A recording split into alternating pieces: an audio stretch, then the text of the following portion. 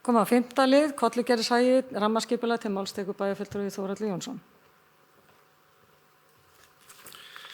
Forseti, ágætu bæjarfulltrúar, Kollugerðishagi. Þetta er liður 2 í fundargerð skipulagsráðs dagsett 14. apríl 2021. Lögð fram tillaga skipulagslýsingu samkvæmt 1. málsgrein 30. greinar og 1. málsgrein 40. greinar skipulagslaga nr. 123/2010 fyrir skipulag á nýju íbúðasvæði vestan Borgarbrautar. Skipulagsráð leggur til við bæjarstjórn að lýsingi verði samþykkt samkvæmt 1. málsgrein 30. greinar og 1. málsgrein 40. greinar skipulagslaga nr. 123/2010 og að sviðsstjóra skipulagssviðs verði falið að kynna hana fyrir íbúum og öðrum hagsmunaaðilum. Takk. Það er bæjarfulltrúi Þórhallur Jónsson lokið máli sínu, orðið er laust. Næst til máls bæjarfulltrúi Sóley Björk Stefánsdóttir.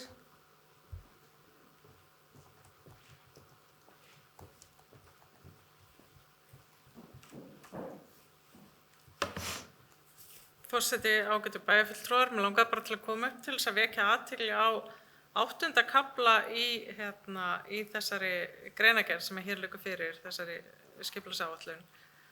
Það sem talað kynningu og samráð og þar gert ráð fyrir bara ansi ítarlegu samráði við íbúa þetta nýja hverfi og ég held að það sé örugglega, ég fari ekki með neitt fleipur þegar ég segi þessi fyrsta skipti sem að heilt hverfi er skipulagt svona frá grunni með jafn ítarlegri samráðsáætlun og þetta er.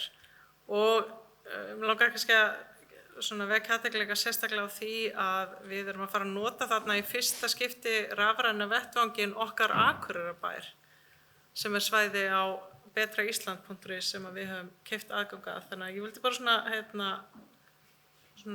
vekja athygli á þessu og bara fagna því sérstaklega að við séum komin, og ég ætla bara að segja að mér finnst að vera bara komin ótrúlega langt í að bæta og auka í íbúasamráð þetta.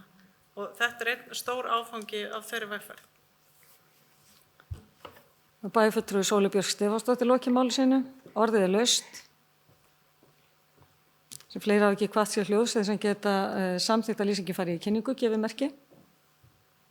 Það eru 11.